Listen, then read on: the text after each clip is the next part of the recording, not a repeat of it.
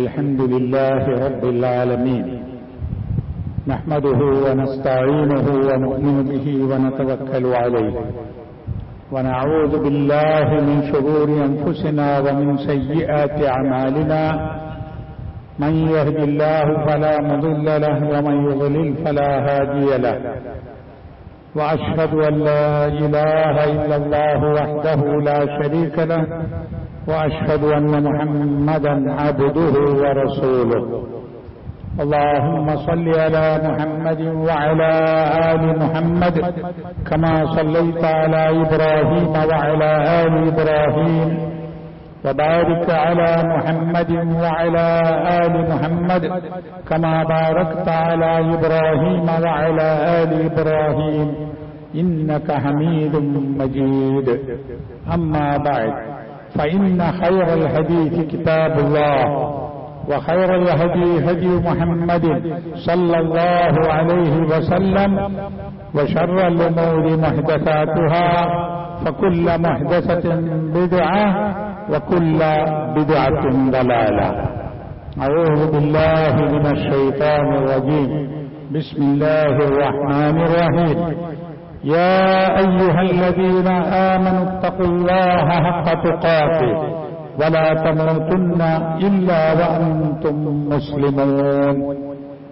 ബഹുമാന്യരായ സത്യവിശ്വാസികളെ, അല്ലാഹുവിന്റെ വിധിവിലക്കുകൾ സൂക്ഷിച്ചുകൊണ്ട് തഖ്വയോടുകൂടി ജീവിക്കുവാൻ പരിശ്രമിക്കണമെന്ന് എന്നോടും നിങ്ങളോടും ഉപദേശിക്കുകയാണ്. നമ്മളിപ്പോൾ ഒരു പുതുവത്സര പുലരിയിലാണ്. ഹിജ്റ വർഷം 1448 മുഹറം മാസത്തിലെ ആദ്യ ദിവസങ്ങളിലാണ് നമ്മളുള്ളത്. ഹിജ്റ വർഷം തുടങ്ങുന്നത് മുഹറം മുതലാണ്. നബി സല്ലല്ലാഹു അലൈഹി വസല്ലമയുടെ ഹിജ്റ നടന്ന വർഷം 1 എന്ന് കണക്കാക്കുകയും അതുവരെ അവർ എണ്ണി വന്നിരുന്ന ആദ്യ മാസം മുഹറം എന്ന് തീരുമാനിക്കുകയും ചെയ്തു. അതാണ് ഹിജ്റ മാസം, ഹിജ്റ വർഷം എന്ന് പറയുന്നത്. നേരത്തെ മുസ്ലിങ്ങൾക്ക് അങ്ങനെ ഒരു വർഷം എണ്ണി വരുന്ന കൃത്യമായ ഒരു രൂപമുണ്ടായിരുന്നില്ല. മാസം അവർ കണക്കാക്കിയിരുന്നു. നബി സല്ലല്ലാഹു അലൈഹി വസല്ലമയുടെ കാലത്ത്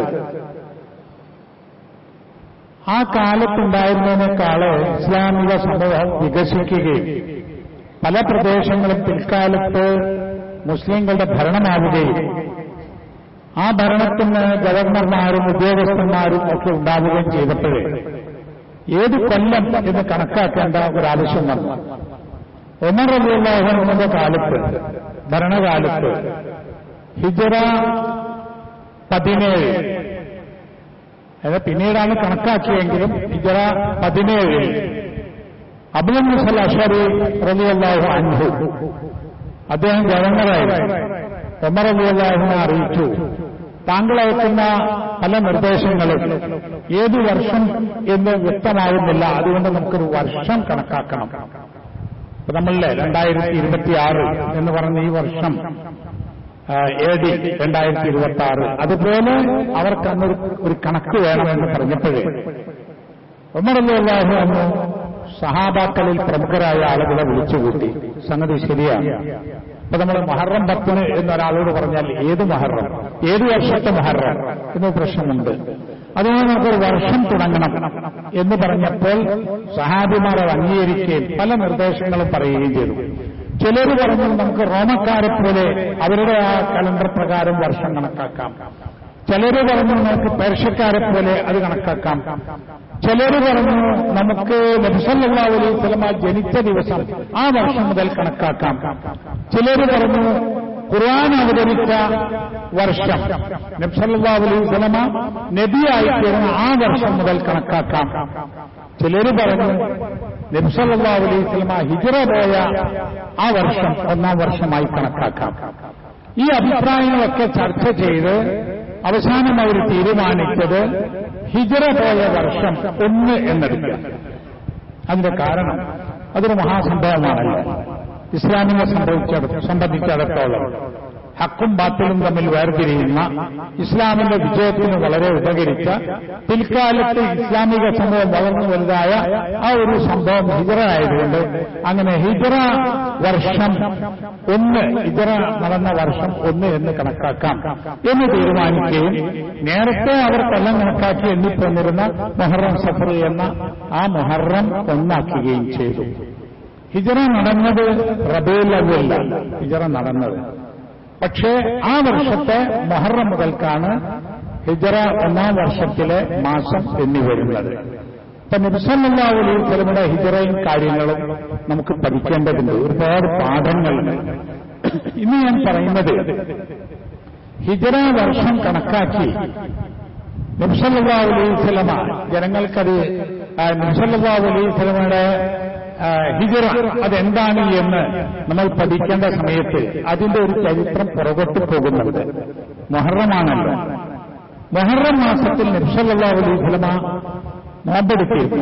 മുഹറം 10 നബി സല്ലല്ലാഹു അലൈഹി വസല്ലം മാത്രമല്ല മക്കയിലെ മുസ്ലിങ്ങളൊക്കെ അല്ലാത്ത ആളുകളും നോമ്പെടുത്തിരുന്നു. മദീനയിലും മറ്റുമൊക്കെയുള്ള യഹൂദന്മാരും നോമ്പെടുത്തിരുന്നു. അങ്ങനെ നബി സല്ലല്ലാഹു അലൈഹി വസല്ലമ മദീനയിലെത്തിയപ്പോൾ അവിടെയുള്ള യഹൂദന്മാരായ ആളുകൾ നോമ്പെടുക്കുന്നത് കണ്ടു. അപ്പൊ അവരോട് ചോദിച്ചു, എന്താ ഇന്ന് നിങ്ങൾ നോമ്പെടുക്കാൻ കാരണം? അപ്പൊ അവർ പറഞ്ഞു, ഈ ദിവസം എന്ന് പറയുന്നത് ഒരു വലിയ ദിവസമാണ്, വളരെ പവിത്രമായ ഒരു ദിവസമാണ്, മഹത്തായ ഒരു ദിവസമാണ്. ഹാദാ യൗമുൻ അദീം, ഇതൊരു മഹത്തായ ദിവസമാണ്. ഈ ദിവസമാണ് അൻജല്ലാഹു ഫീഹി മൂസാ വഖൗമഹു ഫസാമഹു മൂസാ ശുക്രൻ. ഈ ദിവസമാണ് അല്ലാഹു തആല മൂസാ നബിയെയും സമൂഹത്തെയും രക്ഷപ്പെടുത്തിയത്. അങ്ങനെ മൂസ അലൈഹിസ്സലാം പിന്നെ ഈ ദിവസം ശുക്ർ നന്ദി കാണിക്കാൻ നോമ്പെടുത്തു എന്ന് യഹൂദന്മാർ പറഞ്ഞു. അപ്പോ നബി സല്ലല്ലാഹു അലൈഹി വസല്ലം പറഞ്ഞു, അങ്ങനെയാണെങ്കിൽ ഫനഹ്നു അഹഖ്ഖു വഔലാ ബിമൂസ, നമ്മളാണ് മൂസാ നബി അലൈഹിസ്സലാമിനോട് കൂടുതൽ അടുത്തവരും കൂടുതൽ ബന്ധമുള്ളവരും. അതുകൊണ്ട് ഫസാമഹു റസൂലുള്ളാഹി വഅമറ ബിസ്സിയാമിഹി, നബി സല്ലല്ലാഹു അലൈഹി വസല്ലം നോമ്പെടുക്കുകയും അങ്ങനെ നോമ്പെടുക്കണമെന്ന് കൽപ്പിക്കുകയും ചെയ്തു. അങ്ങനെ നബി സല്ലല്ലാഹു അലൈഹി വസല്ലം സഹാബിമാരും നോമ്പെടുത്തു. കുറെ കാലം കഴിഞ്ഞപ്പോഴാണ് നബി സല്ലല്ലാഹു അലൈഹി വസല്ലം അവരോട് പറഞ്ഞു, അടുത്ത കൊല്ലം ഞാൻ ജീവിച്ചിരുന്നാൽ ഞാൻ ലഅസൂമന്ന താസിയ 9 നോമ്പെടുക്കും എന്ന്. അത് മുഹദ്ദിസീങ്ങൾ പറയുന്നത് യഹൂദന്മാർ നോമ്പെടുക്കുന്ന ദിവസം തന്നെയാവണ്ട, അവരുടെ ഒരു ആരാധന അതേപോലെയാവണ്ട എന്നുള്ളതുകൊണ്ടാണ് 9 നോമ്പെടുക്കും എന്ന് പറഞ്ഞത്. അത് നബി സല്ലല്ലാഹു അലൈഹി വസല്ലമ 9 നോമ്പെടുക്കാൻ കഴിഞ്ഞില്ല, അതിനു മുമ്പ് വഫാത്താവുകയുണ്ടായി. അപ്പൊ നബി സല്ലല്ലാഹു അലൈഹി വസല്ലമ ചെയ്ത 10 നോമ്പും നബി സല്ലല്ലാഹു അലൈഹി വസല്ലമ ഞാൻ നോമ്പെടുക്കും എന്ന് പറഞ്ഞ ആ 9 അതാണ് തസ്വാ ആശൂറ എന്ന് പറയുന്ന മുഹറം 9ഉം 10ഉം നോമ്പ്. ഈ മുഹറം നോമ്പിന് വലിയ ഫളലും ശ്രേഷ്ഠത. നബി സല്ലല്ലാഹു അലൈഹി വസല്ലം പറഞ്ഞു, അഫ്ളലു സിയാമി ബഅദ റമളാൻ ഷഹ്റുല്ലാഹിൽ മുഹറം. റമളാൻ കഴിഞ്ഞാൽ ഏറ്റവും അഫ്ളലായ നോമ്പ് അത് മുഹറം നോമ്പാണ് എന്ന്. ആ നോമ്പ് നോൽക്കുവാൻ നമ്മൾ ഇപ്പോഴേ തീരുമാനിക്കുക. മുഹറം 10 ഏറ്റവും പരിശുദ്ധമുള്ളതാണ്. മുഹറം 9-ന് 10-ഉം നോമ്പെടുക്കുക എന്നത് സുന്നത്തായ മുസ്തഹബായ പുണ്യമുള്ള കാര്യമാണ്. ഈ ദിവസം മൂസാ നബി അലൈഹിസ്സലാം അല്ലാഹു തആല മൂസാ നബി അലൈഹിസ്സലാമിനെയും കൂടെയുള്ള ആളുകളെ രക്ഷപ്പെടുത്തിയെന്ന് പറഞ്ഞല്ലോ. എവിടുന്നാ രക്ഷപ്പെടുത്തിയത്? ഫിറഔനിന്റെ അക്രമത്തിൽ നിന്നാണ്. ഫിറഔനും കൂട്ടരും. മൂസാ നബിയുടെ കഥ പറയണമെങ്കിൽ ഒരുപാട് സമയം വേണം. കാരണം ഖുർആനിൽ ഏറ്റവും കൂടുതൽ തവണ പറഞ്ഞിട്ടുള്ള പ്രവാചകന്റെ പേര് മൂസാ നബി അലൈഹിസ്സലാമിന്റെ പേരാണ്. 136 സ്ഥലത്ത് ഖുർആനിൽ മൂസാ നബി അലൈഹിസ്സലാമിന്റെ പേരുണ്ട്. 136. മൂസാ നബി അലൈഹിസ്സലാമിന്റെ ചരിത്രം, ജീവിതം 34 സൂറത്തുകളിലുണ്ട്. അതെന്താ ഇത്രയധികം മൂസാ നബി അലൈഹി ഇസ്ലാമിന്റെ ചരിത്രം ഇത്രയധികം തവണ ഇത്രയധികം സൂറത്തിൽ വന്നത് എന്ന് തഫ്സീറുകൾ പല അഭിപ്രായങ്ങളുമുണ്ട്. ഏറ്റവും പ്രധാനമായി പറയുന്നത് മൂസാ നബി അലൈഹി ഇസ്ലാം നേരിട്ടിട്ടുള്ളത് ആ സമൂഹത്തിലുള്ള ഏറ്റവും വലിയ ധിക്കാരിയെ എന്ന് പറഞ്ഞാൽ അല്ലാഹുവിൽ പങ്കുചേർക്കുന്ന ആളുകൾ എല്ലാ സമൂഹത്തിലും ഉണ്ടായിട്ടുണ്ട്. ശിർക്ക് ചെയ്യുന്ന ആളുകൾ, ഇബാദത്ത് അല്ലാഹു അല്ലാത്തവർക്ക് നൽകുന്നത് അതുണ്ടായിട്ടുണ്ട്. പക്ഷെ ഞാൻ തന്നെയാണ് റബ്ബ് എന്ന് പറഞ്ഞത് ഫിറഔനാണ്. അന റബ്ബുക്കുമുല്ലായില, ഞാൻ നിങ്ങളുടെ അത്യുന്നതനായ റബ്ബാണ് എന്ന് പറഞ്ഞത് ഫിറഔനാണ്. ബാക്കി ശിർക്ക് ചെയ്ത ആളുകളൊക്കെ ഞങ്ങൾ അല്ലാഹു അല്ലാത്തവരോട് പ്രാർത്ഥിക്കുന്നത് അല്ലാഹുവിലേക്ക് അടുക്കാനാണ്, അല്ലാഹുവിലേക്ക് സാമീപ്യം പ്രാപിക്കാനാണ് എന്നേ പറഞ്ഞത്. ഫിറഔൻ ഞാൻ തന്നെയാണ് റബ്ബെന്ന് പറഞ്ഞു. അപ്പൊ അത്രയും വലിയ ധിക്കാരിയുടെ മുമ്പിൽ ഏറ്റവും ശക്തമായ നിലക്ക്, വളരെ കൃത്യമായ നിലക്ക് ലാ ഇലാഹ ഇല്ലല്ലാഹ് എന്ന സന്ദേശം പറഞ്ഞുകൊടുത്തു. അതിന് ത്യാഗം സഹിച്ചു, അങ്ങേയറ്റം കഷ്ടപ്പെട്ടു, സബ്ർ ചെയ്തു. ഒരു ഹദീസ് തന്നെ ഉണ്ട്, നിങ്ങൾ മൂസാ നബി അലൈഹിസ്സലാം ക്ഷമിച്ച പോലെ ക്ഷമിക്കണം എന്ന് നബി സല്ലല്ലാഹു അലൈഹി വസല്ലം പറഞ്ഞതായി നമുക്ക് കാണാൻ സാധിക്കും. അപ്പൊ മൂസാ നബി അലൈഹിസ്സലാമിന്റെ ചരിത്രം, മൂസാ നബിയുടെ ജനനം, ആ കാലത്ത് ഫിറഔൻ ചെയ്തിരുന്നത് അവരെ ആളുകൾ ചെയ്തിരുന്ന എന്താ, ആളുകൾ കൊല്ലലായിരുന്നു. ഇന്ന ഫിറഔന അലാ ഫിൽ അർദ്, ആ നാട്ടിലുള്ള ആളുകളെ ഫിറഔൻ ആ നാട്ടിലെ ആളുകളുടെ ആ നാട്ടിൽ ഔന്നത്യം കാണിച്ചു. അലാ ഫിൽ അർദ് വജഅല അഹ്ലഹാ ശിയഅൻ, ആ നാട്ടുകാരെ ഛിന്നഭിന്നമാക്കി, തമ്മിൽ തെറ്റിച്ചു.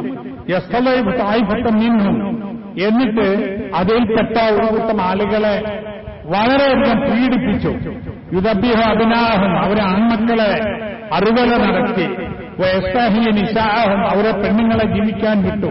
ഇന്നഹു കാന മിനൽ മുഫ്സിദീൻ, വലിയൊരു നാശകാരിയായിരുന്നു ഈ ഫിറഔൻ. അപ്പൊ നാട്ടിൽ ആളുകളെ തമ്മിൽ തെറ്റിച്ച് ആൺകുട്ടികളെ കൊന്നൊടുക്കി പെൺകുട്ടികളെ മാത്രം ജീവിക്കാൻ വിട്ട് ഇങ്ങനെ നാശമുണ്ടാക്കിയ ഒരാളായിരുന്നു ഫിറഔൻ. ആ ഫിറഔൻ ചെയ്തിരുന്ന പ്രവർത്തനങ്ങൾ അത്രയും ക്രൂരമായിരുന്നു. അങ്ങനെ ആ സമൂഹത്തെയും കൊണ്ട് മൂസാ നബി അലൈഹിസ്സലാം രക്ഷപ്പെടുമ്പോഴാണ് അവിടെ ചെങ്കടലിൽ അല്ലാഹു തആല പിളർത്തിക്കൊടുക്കുകയും മൂസാ നബി അലൈഹിസ്സലാമും കൂടെയുള്ള ആളുകളും രക്ഷപ്പെടുകയും ഫിറഔനും കൂടെയുള്ള ആളുകളും മുങ്ങിച്ചാവുകയും ചെയ്തു എന്ന് ഖുർആനിൽ പറയുന്നുണ്ട്. ആ മൃതശരീരത്തെ അല്ലാഹു തആല പിന്നീട് വരുന്ന ആളുകൾക്ക് പാഠമാകാൻ വേണ്ടി നിലനിർത്തുമെന്ന്, രക്ഷപ്പെടുത്തുമെന്ന് എന്ന് പറഞ്ഞാൽ ആ മൃതശരീരം സൂക്ഷിക്കപ്പെടുമെന്ന്. അതാണ് ഈജിപ്തിലെ മ്യൂസിയത്തിലുള്ള ഒരു മമ്മി, അതായത് ഒരു ഫറോവ എന്ന് പല ചരിത്ര പണ്ഡിതന്മാരും പറയുന്നുണ്ട്. അല്ലാഹുവായ ഏതായാലും ആ ഒരു സംഭവം ഒരു വലിയ സംഭവം തന്നെയാണ്. മൂസാ നബി അലൈഹിസ്സലാം ശുക്രിന് നോമ്പെടുത്തതും മൂസാ നബിയുടെ അനുയായികളാണെന്ന് പറയുന്ന ആളുകളൊക്കെ ആ നോമ്പ് തുടർച്ചയായി കൊണ്ടുവന്നതും അതുകൊണ്ടാണ്. പിന്നീട് നമുക്ക് കാണാൻ കഴിയുന്നത് ഈ മൂസാ നബി അലൈഹിസ്സലാമിന്റെ വിജയം, അതിന്റെ പാഠം എന്താണ്? ഒരു പാഠം, ഒരു ചരിത്രം, ഒരു സംഭവം, അതിനൊരു സന്ദേശം ഉണ്ടാവും. അല്ലാഹു തആല പറയുന്നത് ഈ സംഭവം പറഞ്ഞിട്ട് വനുരീദു അൻ നമുന്ന അലല്ലദീന ഇസ്തദഅഫൂ ഫിൽ അർദ് വനജഅലഹും അഇമ്മത്തൻ വനജഅലഹുൽ വാരിസീൻ. വനുരീദു, അല്ലാഹു പറയാ, നാം ആഗ്രഹിക്കുന്നു, നാം ഉദ്ദേശിക്കുന്നു അൻ നമുന്ന അലല്ലദീന ഇസ്തദഅഫൂ ഫിൽ അർദ്, ഭൂമിയിൽ അടിച്ചമർത്തപ്പെട്ട ആളുകൾക്ക് ഔദാര്യം ചെയ്യണം എന്ന് ഞാൻ ആഗ്രഹിക്കുന്നു. അടിച്ചമർത്തപ്പെട്ട, മർദ്ദിതരായ, പീഡിതരായ ആളുകൾ, ബനൂ ഇസ്രായേലുകളെ അത്ര പീഡിപ്പിച്ചിട്ടുണ്ട് ഫിറഔൻ. അപ്പൊ അവർക്കൊരു ഔദാര്യം നൽകണം എന്ന് അല്ലാഹു ഉദ്ദേശിക്കുന്നു. എന്നിട്ടോ വനജഅലഹും അഇമ്മത്തൻ, അവരെ നാട്ടിന്റെ നേതാക്കളാക്കണമെന്നും വനജഅലഹുൽ വാരിസീൻ, നാടിന്റെ അനന്തരാവകാശികളാക്കണമെന്നും അല്ലാഹു ഉദ്ദേശിക്കുന്നു. അത് സംഭവിക്കുകയും ചെയ്തു. ഫിറഔന്റെ ആ ഭരണം അവസാനിച്ചു, കിരാതമായ പ്രവർത്തനങ്ങൾ തീർന്നു. അവിടെ അല്ലാഹു സുബ്ഹാനഹു വ തആല ഈ പീഡിത സമൂഹത്തെ ഉയർത്തിക്കൊണ്ടുവരികയും അവരെ നേതാക്കളാക്കുകയും ആ നാടിന്റെ അനന്തരാവകാശികളാക്കുകയും ചെയ്തു. സൂറത്തുൽ ഖസസിൽ അല്ലാഹു തആല സൂറത്തുൽ ഖസസിലെ 3, 4, 5, 6 ആയത്തുകളിൽ ഇത് തുടർച്ചയായി പറയുന്നുണ്ട്. എന്നിട്ടല്ല പറയാം വനുമക്കിനലവും ഫിൽ അർദ്, ഈ ഭൂമിയിൽ അവർക്ക് സ്വാധീനമുണ്ടാക്കി കൊടുക്കാനും വനുരിയ ഫിർഔന വഹാമാന വജുനൂദഹുമാ മിൻഹും മാ കാനൂ യഹ്ദറൂൻ, എന്നിട്ട് ഫിർഔൻ, ഹാമാൻ, ഫിർഔന്റെ മന്ത്രി, പ്രധാനമന്ത്രിയായ ഹാമാൻ, വജുനൂദഹുമ, അവർ രണ്ടുപേരുടെയും സൈന്യങ്ങളെയും, ജുനൂദഹുമാ മിൻഹും മാ കാനൂ യഹ്ദറൂൻ, അവർ ആശങ്കിച്ചിരുന്ന കാര്യം അവരെ കാണിച്ചു കൊടുക്കാനും എന്ന് പറഞ്ഞാൽ അവർക്ക് വരാൻ പോകുന്ന ദുരന്തം അതവരെ കാണിച്ചു കൊടുക്കാൻ അല്ലാഹു തആല ഇത് ചെയ്തു എന്നാണ്. പീഡിപ്പിക്കപ്പെട്ട സമൂഹം എന്നും പീഡനത്തിലായിരിക്കില്ല, മർദ്ദിതർ എന്നും മർദ്ദനമേൽക്കേണ്ടിയിരിക്കില്ല, അക്രമിക്ക് എന്നും ആക്രമിക്കാൻ കഴിയില്ല. അപ്പൊ മർദ്ദിത പീഡിത സമൂഹങ്ങൾക്ക് ഒരു രക്ഷാദിനം വരാനുണ്ട് എന്ന ശുഭപ്രതീക്ഷയാണ് ഈ സംഭവം നമ്മെ ഓർമ്മിപ്പിക്കുന്നത്. അതുകൊണ്ട് തന്നെ മൂസാ നബി അലൈഹിസ്സലാമിന്റെ ജീവിതം നമുക്ക് ഒരുപാട് പാഠങ്ങളും സന്ദേശങ്ങളും നൽകുന്നുണ്ട്. ആ വിജയം മുഹറം മാസത്തിലായതുകൊണ്ട് ആ വിജയത്തിന് അതിന്റെ വലിപ്പവും അതിന്റെ വലിയ അർത്ഥതലങ്ങളുമുണ്ട് എന്നുകൂടി നാം അറിയണം. മുഹറത്തെക്കുറിച്ച് പറയുമ്പോൾ ഈ ചരിത്രമാണ് ഉള്ളത്. എന്നാൽ ആ ചരിത്രം വളച്ചെടുത്തുകൊണ്ട് മുഹറം എന്ന് പറഞ്ഞാൽ കർബലയുടെ ഓർമ്മ ദിനമാണ് എന്ന് വരുത്തി തീർത്തത് ഷിയാക്കളാണ്. ശരിയാണ്, കർബല സംഭവിച്ചത്, ഇമാം ഹുസൈൻ റളിയല്ലാഹു അൻഹു വധിക്കപ്പെട്ടത് മുഹറം മാസത്തിലാണ്. ആ സംഭവം മറ്റൊരു സംഭവമാണ്. ഇസ്ലാം പൂർത്തിയായ ശേഷം ഇസ്ലാമിക ലോകത്തുണ്ടാകുന്ന ഏതെങ്കിലും സംഭവം അത് ആ ദിവസത്തിന്റെ മഹത്വത്തിന് വേണ്ടി പറയാൻ പാടില്ലാത്തതാണ്. മാത്രവുമല്ല, ഈ മുഹറം എന്ന് പറയുന്നത് ഈ വിജയത്തിന്റെ ഒരു ഓർമ്മയാണ്. അന്ന് സങ്കടപ്പെട്ടും ദുഃഖിച്ചും മാറത്തടിച്ചും, ഇപ്പൊ നമുക്കറിയാം ഷിയാക്കളുള്ള നാടുകളിൽ ചെന്നാൽ അവരതിനെ ദുഃഖത്തിന്റെ ദിവസമായി കാണുകയാണ്. ആ കാര്യമാണ് മുഹറം 10 വരെയുള്ള ദിവസങ്ങൾ നഹ്സാകുന്നു, നല്ല കാര്യങ്ങൾക്ക് പറ്റില്ല എന്ന് പറഞ്ഞ് നമുക്കിടയിലും ചില പ്രചരണങ്ങൾ ഉണ്ടായത്. ചില കലണ്ടറുകൾ നോക്കിയാൽ കാണാം, എല്ലാ മാസവും കുറെ ദിവസം നഹ്സാണ്, നല്ല കാര്യങ്ങൾക്ക് പറ്റില്ല, അന്ന് വീട് കൂടിയിരിക്കാൻ പറ്റില്ല, അന്ന് വിവാഹം നടത്തിക്കാൻ പറ്റില്ല, അന്ന് വിദേശത്ത് പോകാൻ പറ്റില്ല, അന്ന് വിവാഹം നടത്താൻ പറ്റില്ല, നഹ്സ് നഹ്സ് നഹ്സ് എന്ന്. അങ്ങനെയല്ല മുഹറം മാസം. മുഹറം മാസത്തിൽ ഷിയാക്കൾ ദുഃഖാചരണം നടത്തുന്നു. അഹ്ലു സുന്ന ആ ദിവസം ഒരു ഏറ്റവും പ്രധാനപ്പെട്ട പുണ്യങ്ങളുള്ള മാസമായി അല്ലാഹു തആല നിശ്ചയിച്ച മാസമായി അതിനെ കാണുകയും ചെയ്യുന്നു. ഇന്ന ദാലിക മിൻ സുന്നത്തിൽ യഹൂദ്, ഇമാം ഇബ്നു ഹജർ അൽ ഹൈതമി അദ്ദേഹത്തിന്റെ ഫതാവയിൽ പറയുന്നത് ഈ മുഹറം മാസത്തിന്റെ നഹ്സ് എന്ന് പറയുന്നത് ഇന്ന ദാലിക മിൻ സുന്നത്തിൽ യഹൂദ്, യഹൂദികളുടെ സമ്പ്രദായമാണത്. അന്ന് നഹ്സായി കാണുക. ലാ മിൻ ഹദിയിൽ മുസ്ലിമീൻ, അത് മുസ്ലിമീങ്ങളുടെ മാതൃകയല്ല. അൽ മുതവക്കിലീന അലാ ഖാലിഖിഹിം വബാരിഇഹിം, അതായത് സൃഷ്ടാവും അതുപോലെ രക്ഷിതാവുമായ അല്ലാഹുവിൽ തവക്കുലാക്കിയിട്ടുള്ള മുസ്ലിങ്ങളുടെ മാർഗമല്ല അതെന്ന്. അങ്ങനെയുണ്ടല്ലോ ചില ദിവസം ചൊവ്വാഴ്ച, അതും ചൊവ്വാദോഷം എന്ന് പറയും, വേറെ ചില ദിവസം, വേറെ ചില സമയം, ശകുനം, അങ്ങനെ ഇതൊന്നും മുസ്ലിമീങ്ങളുടെ മാർഗമല്ല. മുസ്ലിമീങ്ങൾ അല്ലാഹുവിൽ തവക്കുലാക്കിയത് കൊണ്ട് ആ തവക്കുൽ ചെയ്ത് അങ്ങ് ജീവിക്കുക എന്നതാണ് വേണ്ടത്. അപ്പൊ ഖുർആനിൽ നഹ്സ് എന്ന് പറഞ്ഞിട്ടുണ്ടല്ലോ എന്ന് ചിലർ പറയും.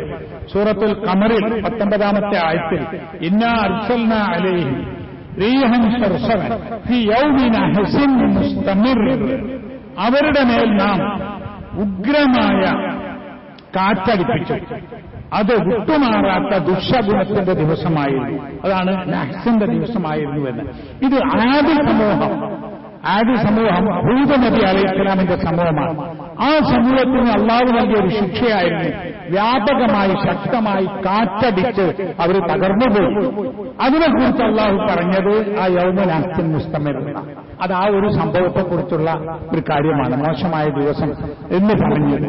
അപ്പൊ ഇത് വെച്ചിട്ട് ചില ആളുകൾ, കണക്ക് കൂട്ടുന്നവര്, തൽസമാത്തിന്റെ ആളുകൾ, നല്ല നേരം വിളിച്ചു കൊടുക്കുന്ന ആളുകൾ എന്ന് പറഞ്ഞിട്ട് ഇന്ന ദിവസം നഹ്സാണെന്ന് പറയും. മുഹറവുമായി അതിന് യാതൊരു ബന്ധവുമില്ല.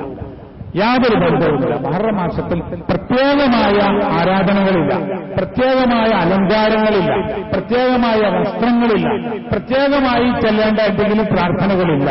എല്ലാ നല്ല കാര്യങ്ങളും ധാരാളമായി ചൊല്ലുക എന്നല്ലാതെ അത് ഒരു ഇസ്ലാമികമായ മാതൃക ഇല്ലാത്ത കാര്യവും കൂടിയാണ് എന്ന് സാന്ദർഭികമായി ഞാൻ നിങ്ങളെ ഉണർത്തുകയാണ്.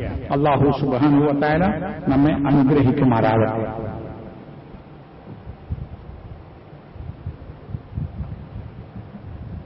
അൽഹംദുലില്ലാഹി റബ്ബിൽ ആലമീൻ والعاقبة للمتقين وصلى الله على نبيه الكريم وعلى آله وصحبه أجمعين اتقوا الله عباد الله.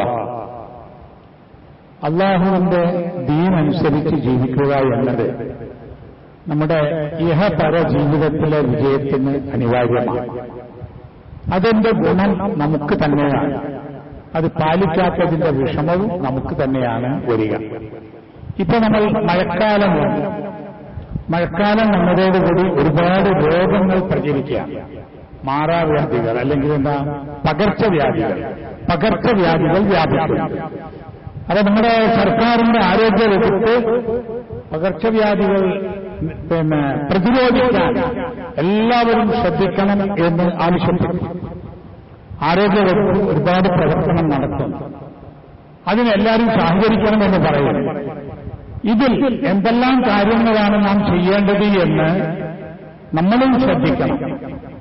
അപ്പൊ നമ്മുടെ ദീനനുസരിച്ച് അങ്ങ് ജീവിച്ചാൽ ഇതൊക്കെ അതിലുണ്ടാകും. അത്രയും സമ്പൂർണ്ണമാണ്.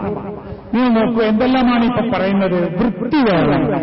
മനുഷ്യരെ അവരുടെ ശരീരവും അവരുടെ വസ്ത്രവും അവരുടെ വീടും അവരുടെ പരിസരങ്ങളും ആളുകൾ ഒത്തുകൂടുന്ന സ്ഥലങ്ങളൊക്കെ വൃത്തിയാക്കണം. അതാണ് ഇപ്പൊ വന്ന ഒരു നിർദ്ദേശം.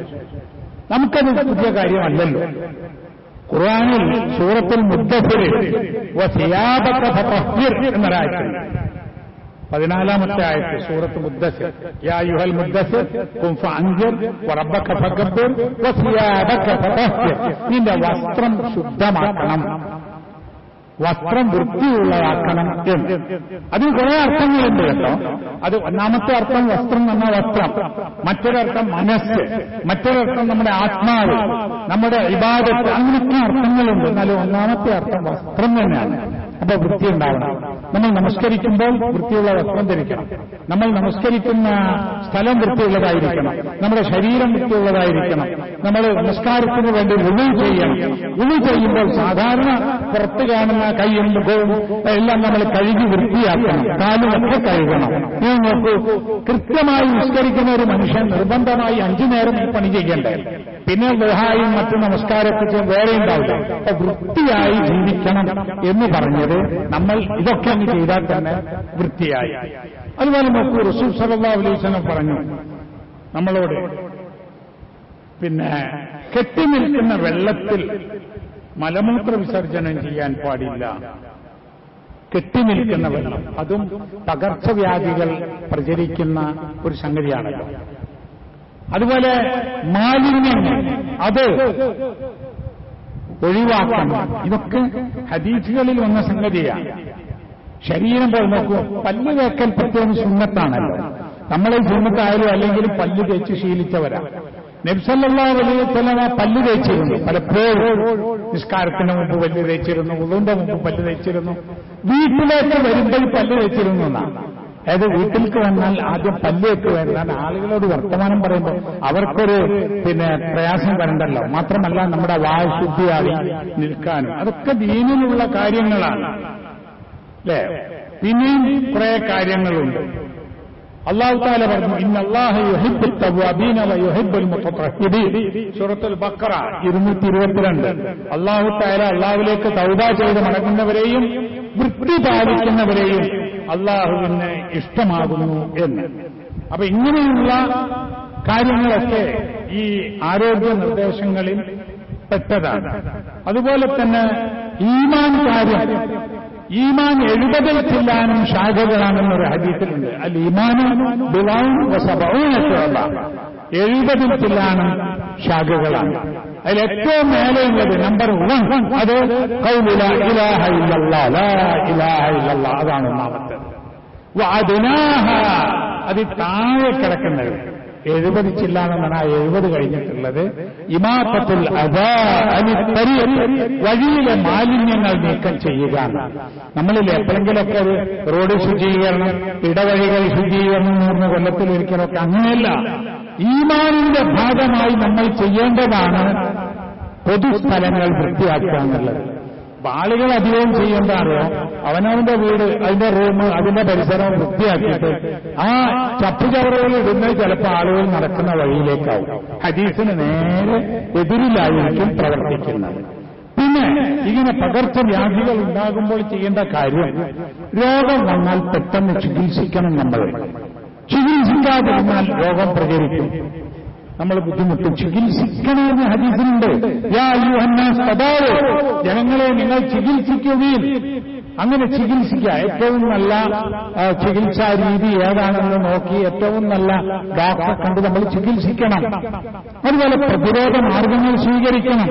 അല്ലേ, ചില അസുഖങ്ങൾ വരുമ്പോൾ മാസ്ക് ഇടണമെന്നൊക്കെ പറഞ്ഞത് പ്രതിരോധത്തിനാണ്. അതുപോലെ ഇത്തരം രോഗങ്ങളുള്ള ആളുകൾ പൊതു ഇടങ്ങളിലേക്ക് വരാതിരിക്കണം.